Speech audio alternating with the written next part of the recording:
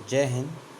एक छोटी सी खबर आई है, आपको स्क्रीन पर देख भी रहे होंगे। चौधरी चरण सिंह विश्वविद्यालय के संबंध में हेडलाइन से आपको पता भी चल गया होगा कि न्यूज़ का टाइटल क्या है। चौधरी चरण सिंह विश्वविद्यालय में कुछ कोर्सेज़ को ख़त्म किया जा रहा है। क्या कोर्सेज़ हैं, कौन कौन से कोर्सेज़ हैं, उसकी चर्चा मैं आगे करूंगा। दैनिक भास्कर की एक खबर है, 12 घंटे पहले पब्लिश हुई है। आप इसको वेबसाइट पर जाकर पढ़ सकते हैं और लिंक मैं आपको नीचे दे दूंगा। आप चाहें तो लिंक पर जाकर खबर को पढ़ लीजिएगा, नहीं तो इस वीडियो को लास्ट तक देखेंगे तो आपको सारी जानकारी मिल जाएगी। ठीक है, वीडियो शुरू करते हैं। कुछ सवाल मन में आए तो पूछ लीजिएगा, क्योंकि 9 ज़िले प्रभावित होने वाले हैं इस खबर से, उत्तर प्रदेश के। जी हाँ, इस खबर का प्रभाव पड़ेगा उत्तर प्रदेश के 9 ज़िलों के 5 लाख से अधिक विद्यार्थियों पर। और यदि आप भी हैं इसमें एनरोल, या यदि वीडियो देखने वाले पेरेंट्स हैं, उनके बच्चे भी हो सकते हैं प्रभावित यदि इस विश्वविद्यालय के इन कोर्सेज में पढ़ रहे हैं तो। कौन कौन से कोर्सेज हैं उसकी बात करेंगे सिलसिलेवार तरीके से। पूरी खबर देखिए। सिंगल विषय के साथ को करिकुलम एंड माइनर कोर्स होंगे संचालित। क्या है ये कोर्स, आगे इसके बारे में बताऊंगा। और नई शिक्षा नीति किस प्रकार से लागू किया जा रही है, क्या उसका फ्रेमवर्क है वो। उत्तर प्रदेश में चौधरी चरण सिंह विश्वविद्यालय आप सभी जानते हैं, इसे CCSU बोलते हैं। ठीक है, इस विश्वविद्यालय से ऑनर्स के कोर्स को ख़त्म किया जा रहा है। ऑनर्स का मतलब होता है विशेषज्ञता। किसी एक विषय में जब हम उस विषय की विशेषज्ञता को हासिल कर लेते हैं तो उसको हम ऑनर्स कोर्स बोलते हैं।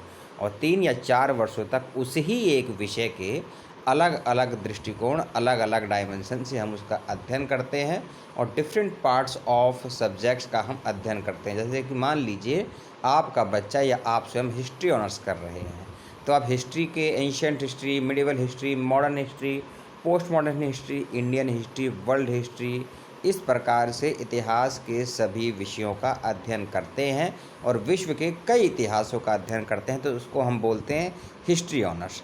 लेकिन अब इस प्रकार के कोर्सेज, चाहे वो हिस्ट्री ऑनर्स हो, हिंदी ऑनर्स हो, इकोनॉमिक्स ऑनर्स हो, यहाँ तक कि कंप्यूटर्स के भी कुछ कोर्सेज को ख़त्म करने का निर्णय लिया गया है।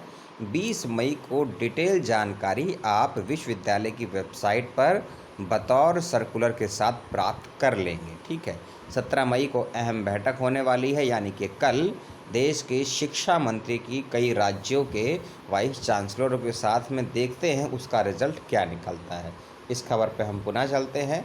कल यानी कि शनिवार को जो विश्वविद्यालय के कुलपति हैं, नाम देख रहे हैं प्रोफेसर नरेंद्र कुमार तनेजा। क्या करें, इनका भी नाम नरेंद्र है।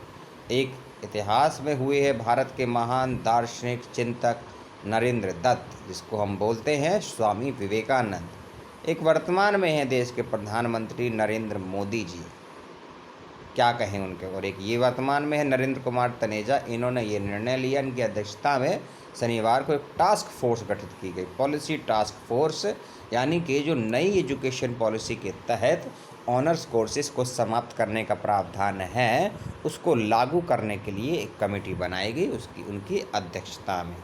अब आगे चलते, कौन से 5 कोर्सेज हैं आपकी स्क्रीन पर हैं।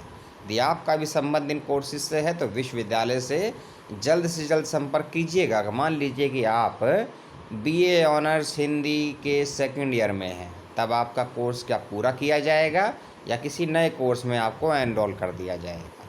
यदि आपने BA ऑनर्स हिंदी के थर्ड ईयर में हैं और परीक्षाओं का वेट कर रहे हैं, तब क्या आपकी डिग्री मान्य होगी या नहीं होगी। इस प्रकार के बहुत से सवाल अब आपके सामने आएंगे और जूझना पड़ेगा आप जैसे विद्यार्थियों को।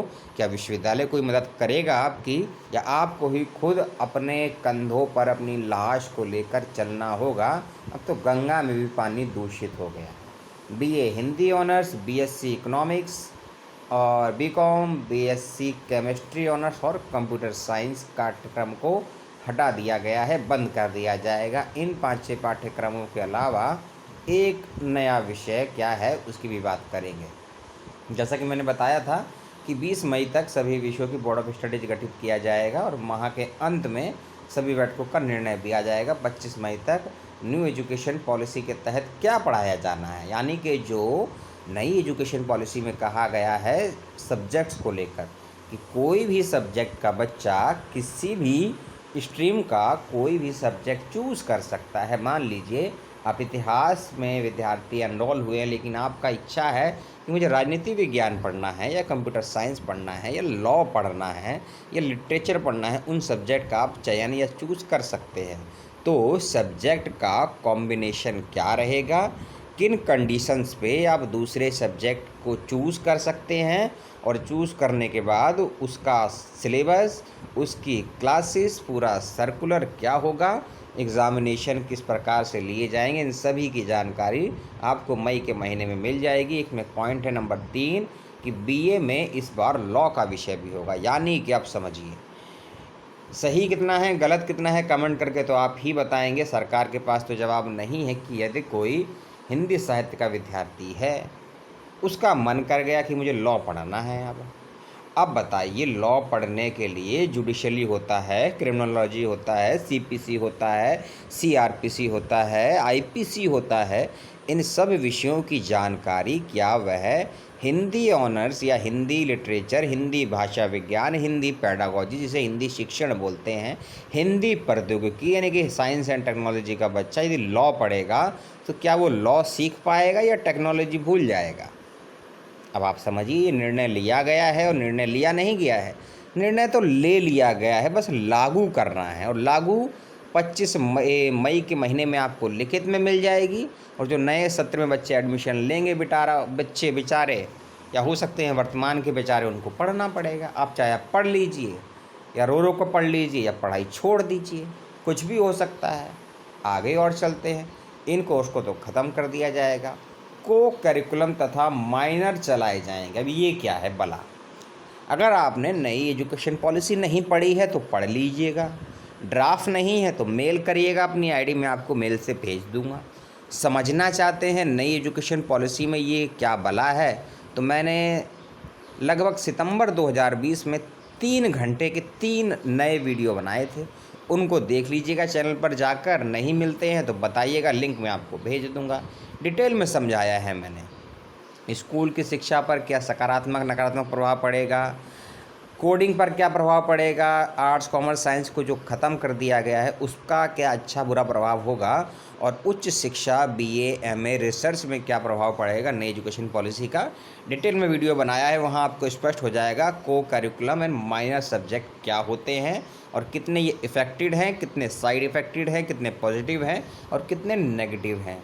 अब देखिए, इससे जो प्रभावित होंगे ना विषय या विद्यार्थी, ये देखिए नाम दिए हुए हैं: मेरठ, हापुड़, गाज़ियाबाद, मुजफ्फरनगर, गौतम बुद्ध नगर, बुलंदशहर, शामली, बागपत, सहारनपुर के लगभग 1200 डिग्री कॉलेज। 1200 बच्चे नहीं हैं, 1200 डिग्री कॉलेज।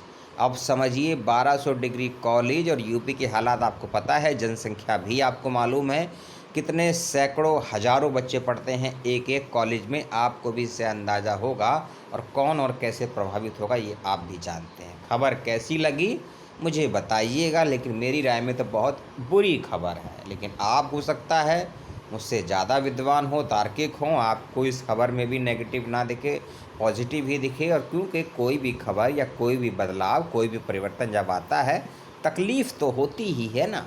आप भी उठाइए तकलीफ़। क्या देश के विकास के निर्माण में इतनी तकलीफ़ नहीं उठा सकते हैं? और चौधरी चरण सिंह जो एक देश के, भारत के प्रधानमंत्री बनाए गए थे, उन्हीं किसान परिवार के पुत्र के देश में आज किसानों की हालत क्या है? क्योंकि इन जिलों के अंदर पढ़ने वाले बच्चे अधिकांश किसान परिवार से ही होंगे।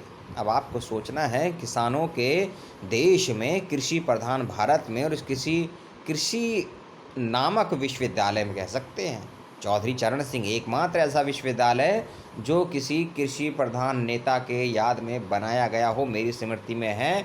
आपको इसका पॉजिटिव मिले या नेगेटिव मिले, उम्मीद तो करता हूँ पॉजिटिव मिले। आज आप पर पढ़ा है, इसका प्रभाव हो सकता है कल आपके मित्रों पर और कल उनके मित्रों पर पढ़े। तो तब तक के लिए अपना और अपना ख्याल रखिए। चिंतन करते रहिए, मनन करते रहिए, पुस्तकें पढ़ते रहिए, परिवार के समीप रहिए, फिजिकल दूरी बनाए रखिए, सामाजिकता के बोध के साथ संविधान का अध्ययन ज़रूर करते रहिए। जय हिंद, जय भारत।